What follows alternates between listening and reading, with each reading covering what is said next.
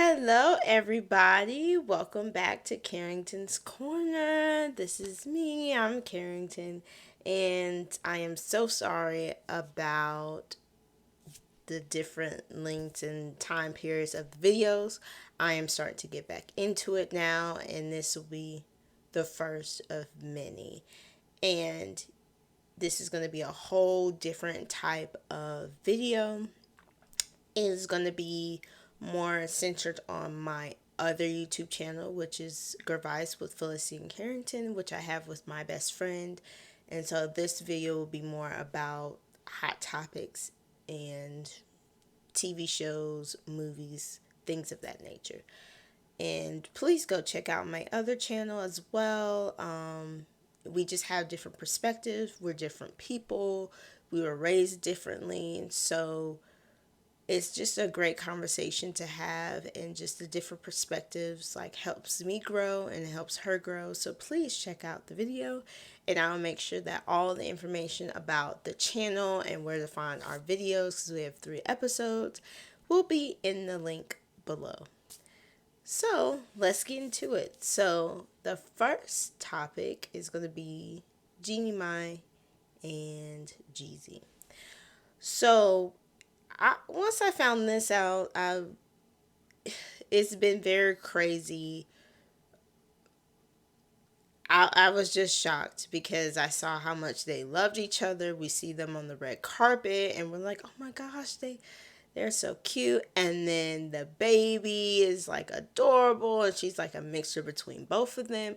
So I was just shocked to find out that it was him that filed and not her, but I wasn't thinking that anyone was going to file. So it was just something that was just crazy, and I wasn't expecting it at all.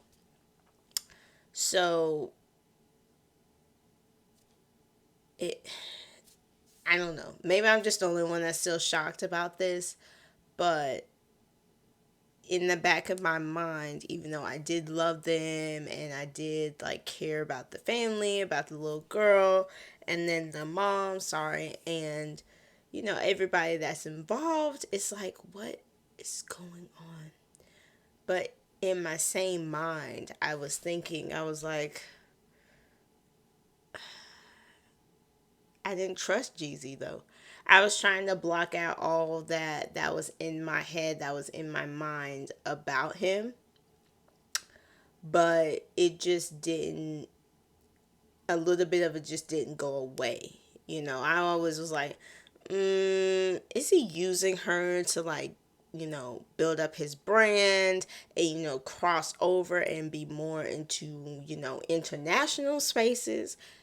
Or does he really love her? So once this divorce came, I was like, oh, so my suspicions were true, and that Jeannie was going to get her heartbroken in this scenario. And the fact that she's trying, and that he's doing subliminal posts and stuff and saying things like, I'm more worried about where I'm going than who's coming with me. It's like, what? That's your wife. That's someone that you got married to, that you said better words and said all the vows to. So it's just shocking to see that this is how it's gonna unfold and how it's gonna end. So I don't know. I'm just very. I it's just crazy because you're thinking that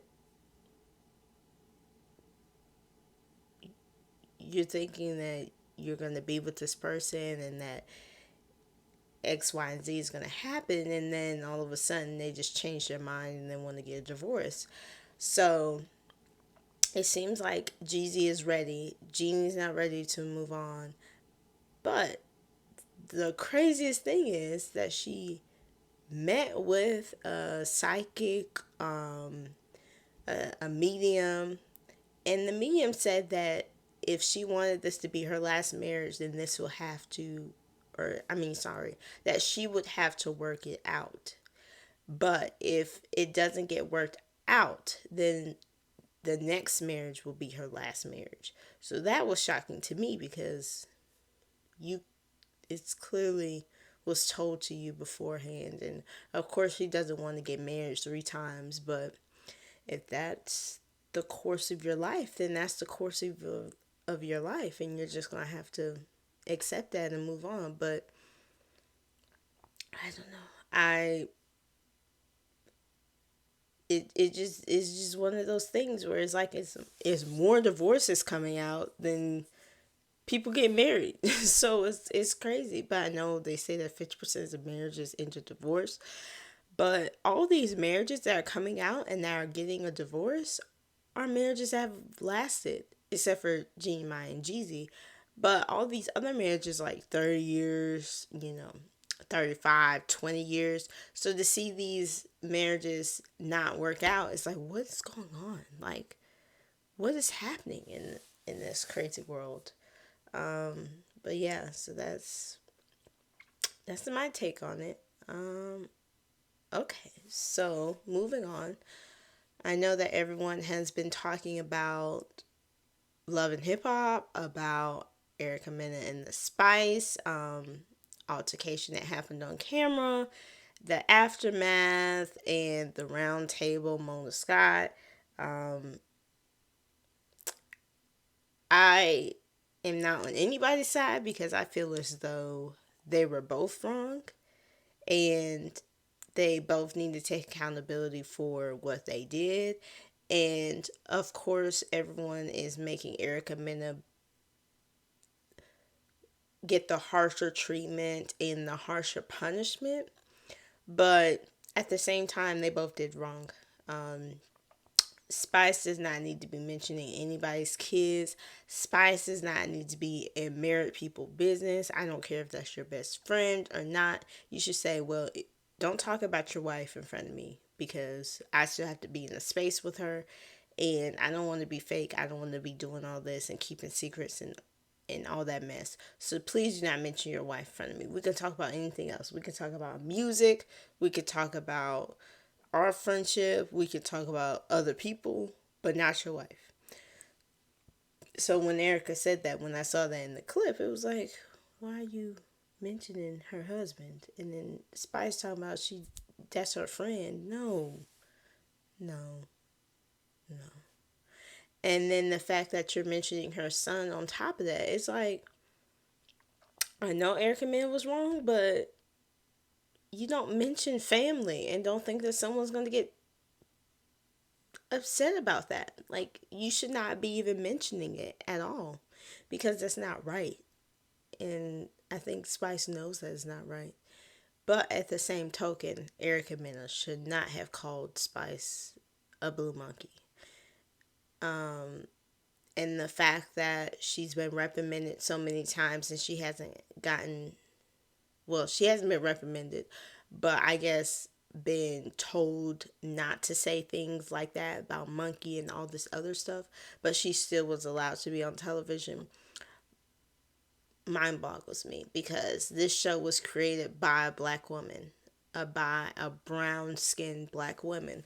So the fact that you're going to let someone who is not black, that doesn't claim to be black, as far as I know of, do not come for me. Do not say anything about that to me. But that's what I've heard. So I don't think that she's black. If she is black, it's still, I don't even think it's acceptable either way. Because I feel like when you know the history, you're supposed to do better. You're not supposed to be saying stuff, and that's the one thing that I just don't like about the black community, black culture, is that because we know the history of it, we decide that we're gonna like spin it and make it our own word and like spin phrases and sentences and make it our own.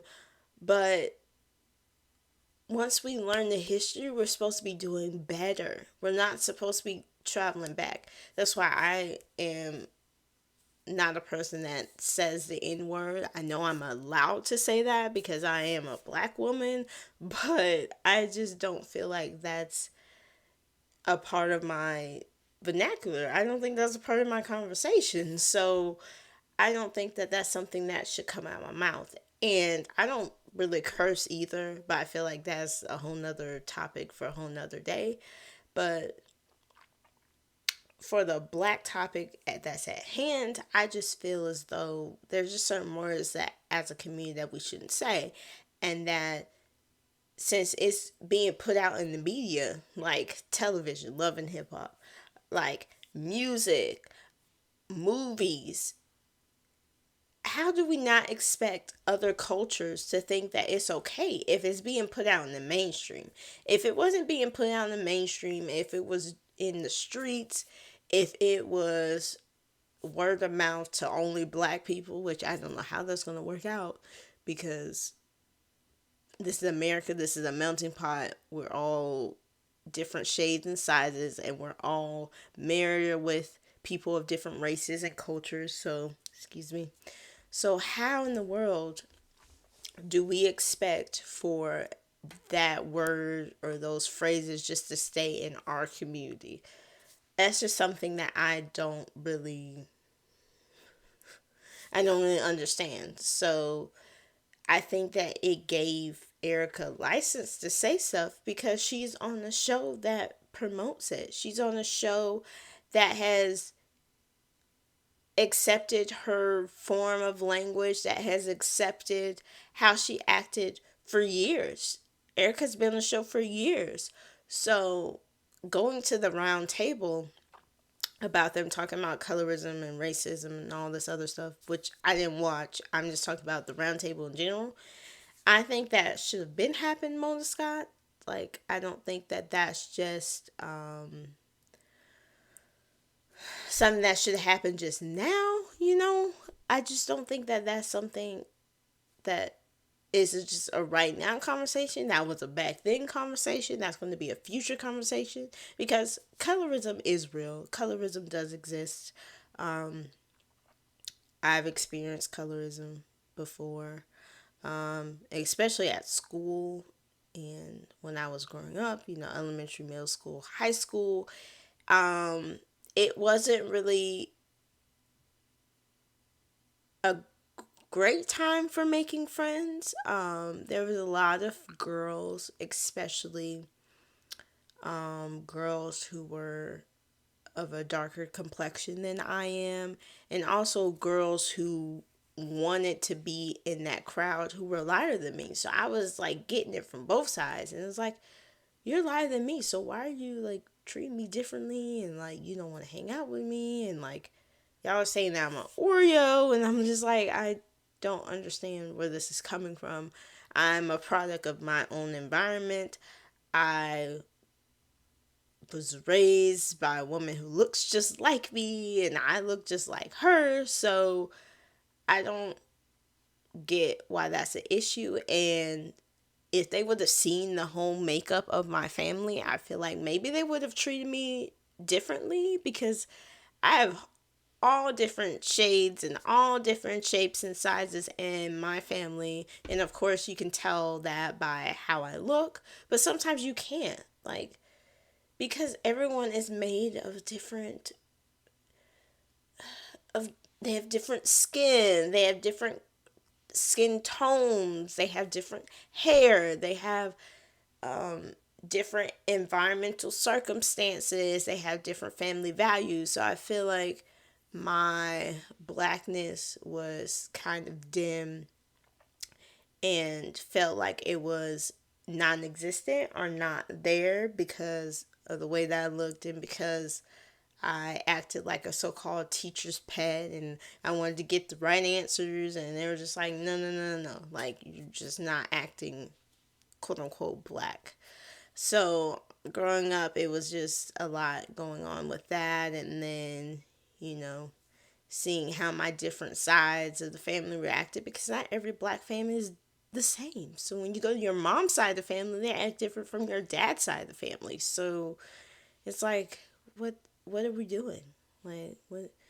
Like it's just different. So everything that I took with me from both sides, like I combined that, and that's who I am today.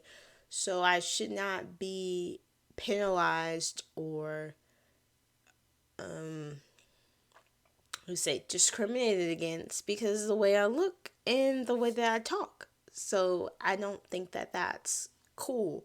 So of course the round table sounds great and that sounds good and dandy, but at the same time, this should have been they should have been did a round table. And I would love to have the round table be when you had, Mariah Lynn on at the table and all the other, people of the Love and Hip Hop family that, you know, Hispanic, black, white, whatever race that has been on Love and Hip Hop should have been at that round table and discussed it. And that would have been better for me. But I think that it was just basically the black cast. That's what I have heard. I haven't seen it, I haven't watched it. So I'm not really sure about that. But that's what it seemed like it was from what I've heard. But that could be not true as well. So that's all I'm mentioning about that. But with Erica's post saying that, y'all been calling us monkeys for years, and that, I mean, that's basically what it's been. I mean, that whole show, which I've never seen a full season of Love and Hip Hop. Of course, I know about the show because I watched the MTV VH1 networks with other shows. So, of course, I've seen, the cast and seen who's on it. But I haven't really watched the full season because that's not something that I'm into. My show of choice is Growing Up Hip Hop, which is more of like the kids of hip hop royalty, hip hop legends, or young adults who started in the hip hop game when they were younger. So that's more of my type of speed because that's more in my age range, I guess to say. They're more in my age range, even though they're like 10 years older than me. They're more in my age range, some of them. So Love and Hip Hop wasn't really something that I watched, so I can't really speak on that. But with the few clips I've seen about the next episode or continuing of an episode about, throwing tables, just like Real Housewives, throwing tables, doing slurs, having men be very aggressive towards women, having black men cheat on their women, having women cheat on their men. It's like it, the whole premise of the show was supposed to be showcasing talent. Either that means that talent that an artist comes into the show and showcases their music and showcases them going to the studio or going on tour, their family life, etc. Or someone who is a new artist, which that could be a recording artist, so a rapper, a singer, or a record producer, record mogul, whatever the case may be, was supposed to showcase that their specific talent and then showcase their family on top of that talent. So where did that premise that sounds great, that sounds amazing, that we would love to see our favorite stars showcase their family, showcase that they're real people that go through real things, and that they can be personal, relatable, to men being aggressive towards women, women cheating, men cheating, them showing off their like sexual prowess that they do in the bedroom or whatever the case may be, racial slurs going here and there and everywhere. It went from a good topic to nothing. Like what is the show doing for these artists that are not already like successful up here? Like what has the show done for them? The show, of course, gives out publicity. The show, of course, boosts up their social media. Of course, the show gives them opportunities to go out to different networks. Yes, the show was great for that. But at the same time, it's showing us as black people, I think, sometimes, depending on the scene, in a terrible, terrible light. Like other races already, some of them, not all of them, some of them already see us as a token for entertainment. Black people in their history, because you know I'm a history buff, has always been for other people's entertainment. And it's always been our lives are funny, our lives are entertaining, our lives are ridiculous, our lives are off the rockers, off the chain, whatever you want to call it. Our lives have always been a fluctuation of good, bad, and the ugly. But with the love and hip hop, it seems as though it's like, why are we throwing tables? Why are we throwing chairs? Why are we saying things that are not cool? Because we need ratings and we need drama. And it makes us look terrible. Like, it does not make us look good. Like, it doesn't make us look like we are mature. It doesn't make us look like we are intelligent. It doesn't make us look like we are professional. It just makes us look raggedy and trashy. And I don't like that. And that's why I don't even watch your show, because I feel like what you watch feeds into like who you are as a person. So that's not something that I want to do, and want to watch and want to actually engage into. So that's just on me. And if you see me looking back and forth, that's my phone. It's like moving and shaking and telling me what topics I need to talk about. So that's why I'm looking back and forth. As everyone knows from my past videos, including with my Girl Rice videos and my other review videos, I just scroll to make sure that I'm on track and I know what time it is. Because this episode is going to be short. It's going to be short and sweet, just a little bit of quick topics, and I'll get you on about your day. But yeah, so with the love and hip hop, is just, I don't like how it's become.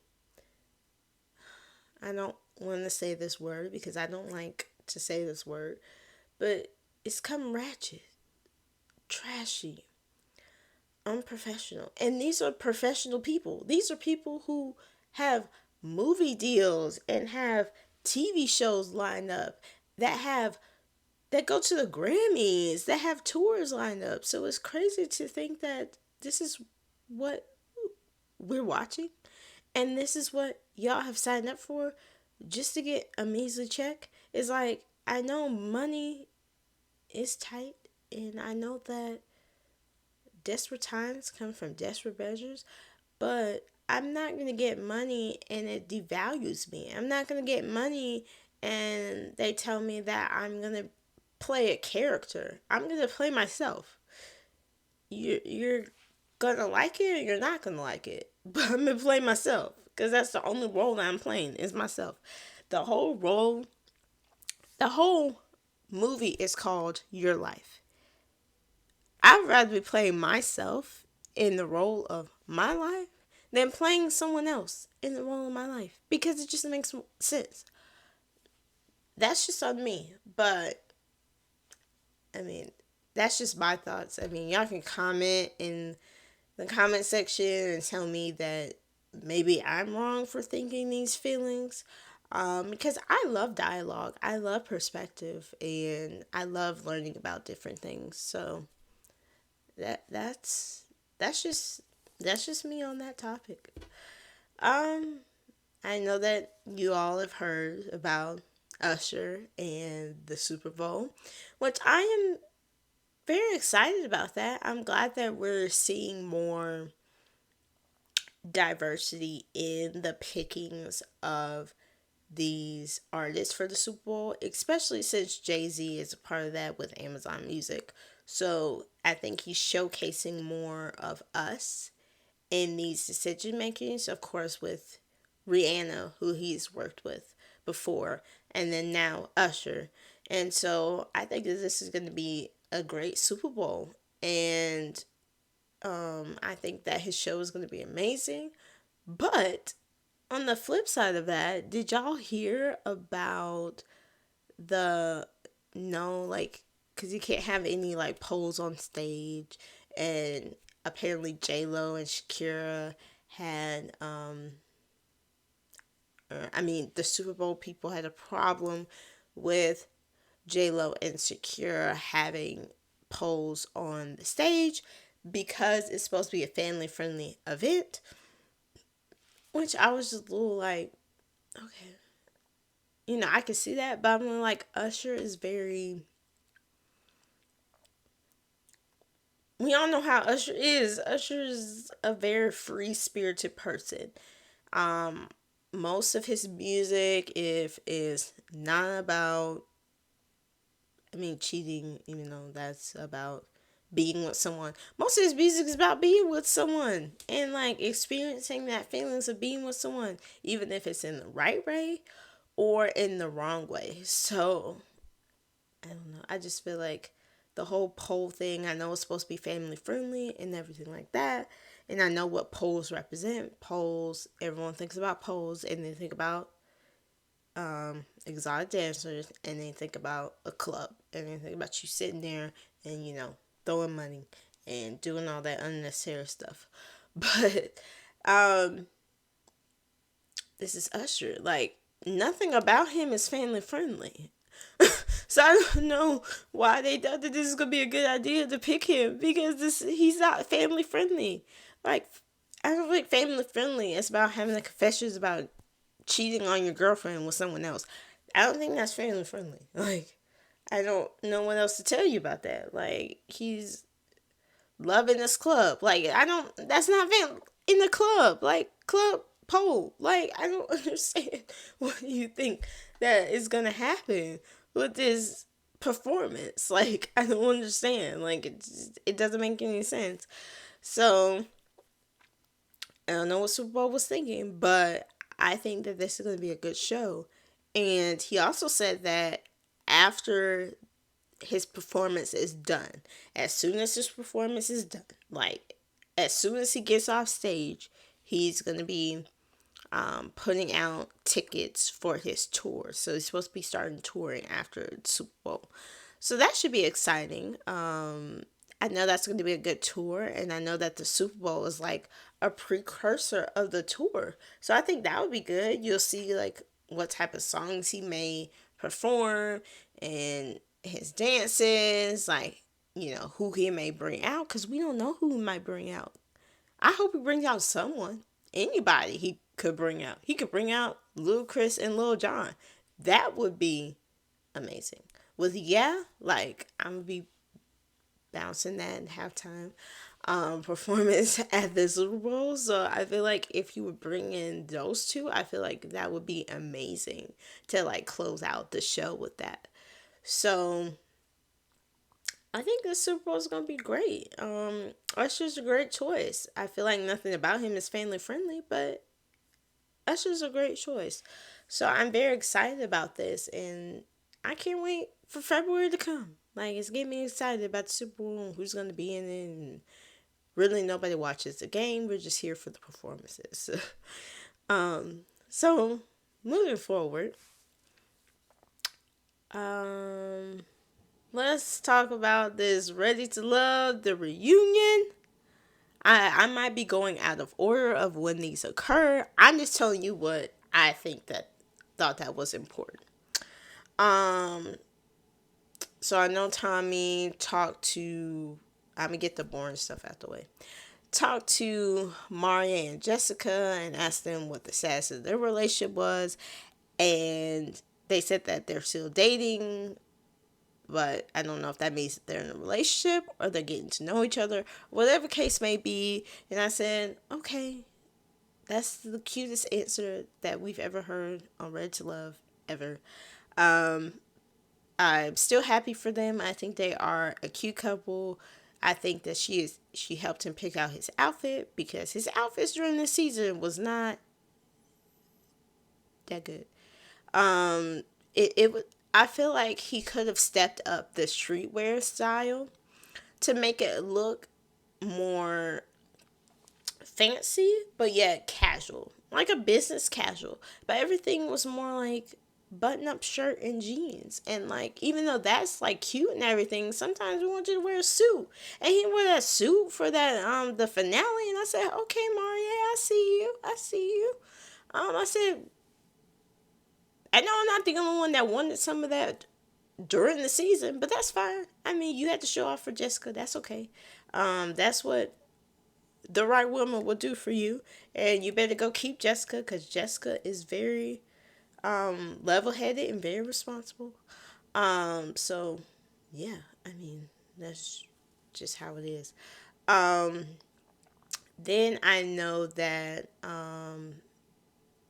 Tommy talked to Habidi about his comments about, I think he said like F your mom or whatever the case may be to Janelle, and that he said that he apologized to responsibility. Janelle said when, and I don't know,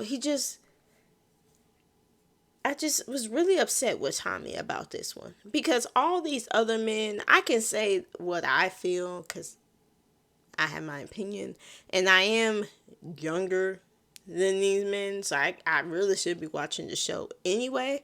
But Hibidi was the worst one out of all of them. Like, he didn't really seem like he was ready. Like, he was just saying stuff. He wasn't really digging deep and getting deep in his soul, vulnerable, emotional. He wasn't really doing that for me. And I feel like he took a spot from someone else. And how you don't, I know I said this in another video, but how in the world do you not vet these people? Like, Habiti should not have been on the show, like, at all. I don't know why you brought him on this show to be an embarrassment for black men everywhere. Like, I don't understand. That just didn't make any sense to me. But I'm glad that he said that he was able to find, be with Tequila and all this other stuff and be with them and things of that nature. So I'm glad that happened. That was great. I think Tommy talked to Janelle. He talked to with no. I'm sorry. No, we're gonna talk about Michael and Unique. And that Unique really liked Michael. I mean, I wasn't really a big fan of Michael because of my religious beliefs. But I respected the fact that he was able to communicate with them. And even though I would have given the same reaction too, being able to communicate with them about who he was and like who he is and things of that nature. And it was just weird to me to find out that he trying to pursue Unique, but he had a girlfriend the whole time. Like, what are you talking about? Like, that don't make no sense. Um, but yeah, so that was the craziest part for me. Um, I was like, Michael, what are you doing on the show? Like, and then after the show, when y'all be talking to each other and dating each other, you could at least mention that you have a girlfriend. You can mention that. It's not that hard. Get people's hopes up and then be like, yeah, I got a girlfriend, so we can't pursue anything further. It's like, no, that's not how this works. Um, but yeah, so the other thing that happened, or I guess that almost happened, that we didn't get to see, that was at the end, was Janelle and Tequila, because they got into it earlier on set. When Tequila was with Habidi, and Tequila was talking about, all the girls like put Habidi down, and like he was really open up to me, and I said, men open up to whoever they want to open up with. I'm not saying that means that they're less vulnerable or more vulnerable. But Habib just decided to open up to you. And the fact that they go back to the season, because that whole scene was crazy when she decided that she was gonna mention, because she called her a peanut when they had that little argument. I know Janelle said that you're mad because they don't like you. And she's like something about a peanut. And then she said something about they only like you because you're light skinned. And I was like, that was not right. I don't like anyone, because we were just talking about colorism. We're all black. Like, that whole episode just made me mad. Like, seeing that, and I was like, why would you even mention that? You're beautiful. Janelle's beautiful. Even though I don't really like Janelle like that. Y'all are both pretty. So I'm trying to sit here and figure out, why would you even say that? It's because she is light skinned. And the fact that you went after Jessica because she was just shocked that this was going on. So you talk about you get it too. Tequila, you were on national television acting a fool. And you see how that has made you look in the public? I guess you don't care. But at the end of the day, we're not supposed to be fighting. This is all about a show about uplifting, black people. That's what the show is about. So the fact that you are going to say, like, you can get it, let's go, let's go, let's go. I'm like, Tequila, really? You are making the stereotype real.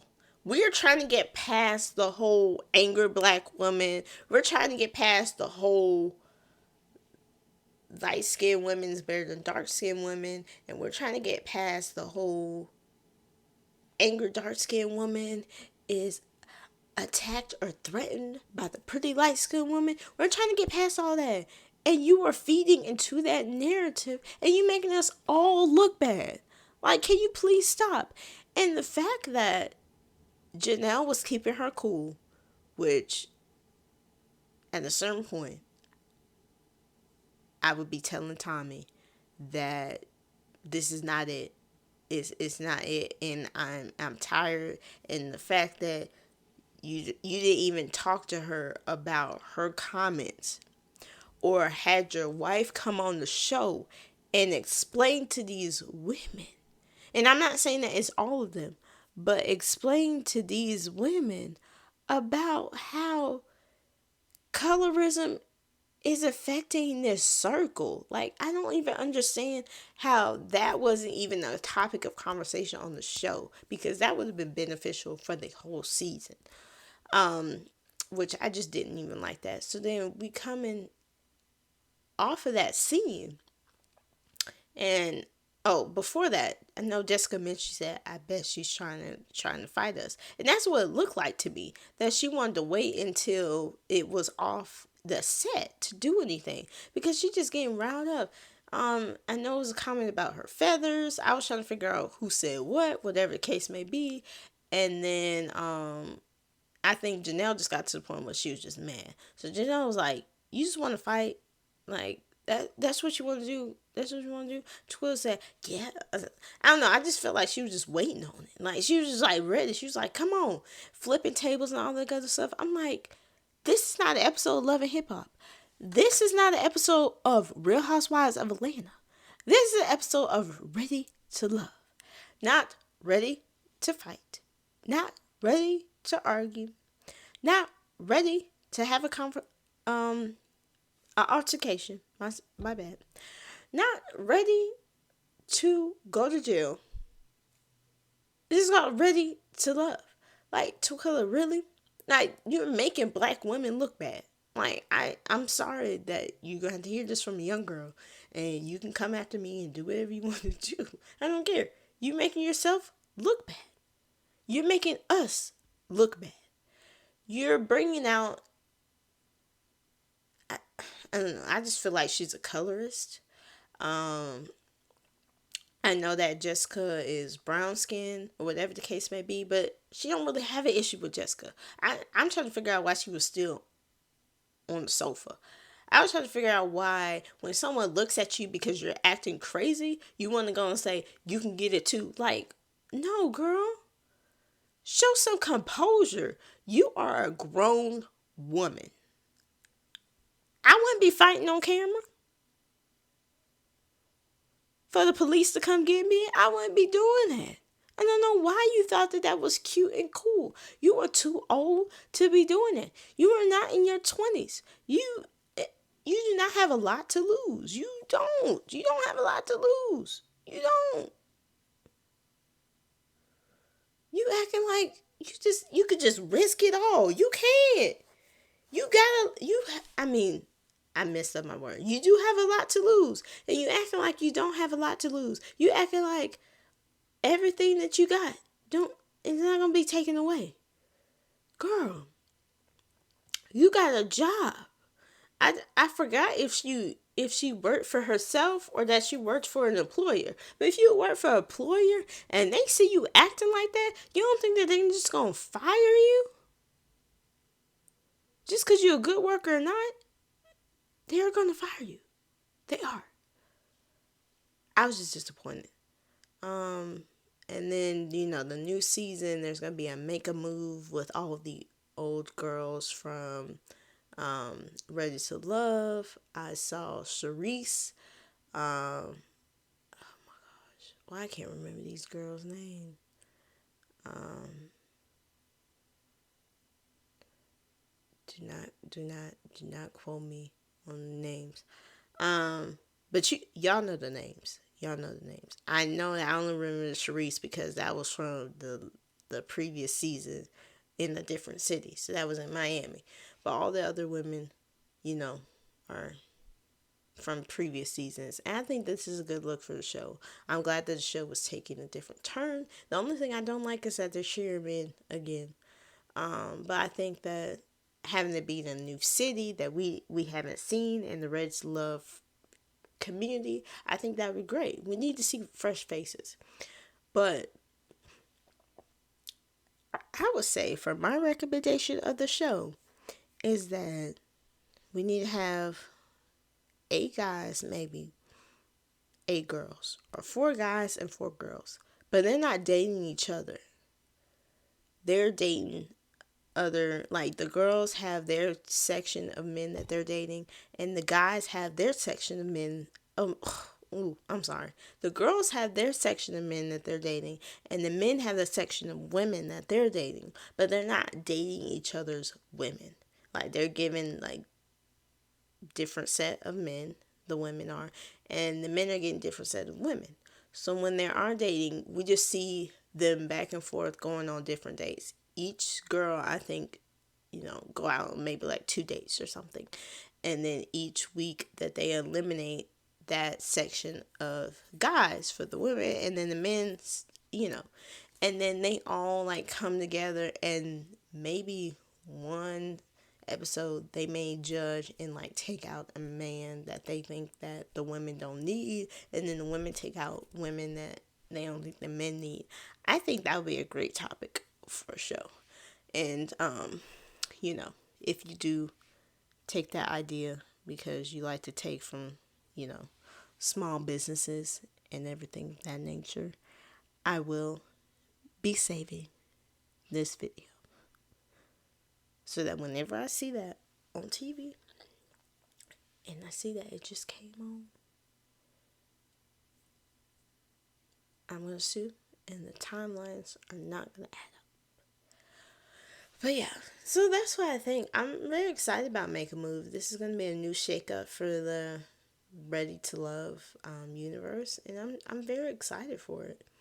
And let me know in the comments what y'all think about the reunion and Make a Move, and what y'all think Ready to Love should go next. Do you agree with my pitch, or should it go in a whole new direction? I guess we'll see.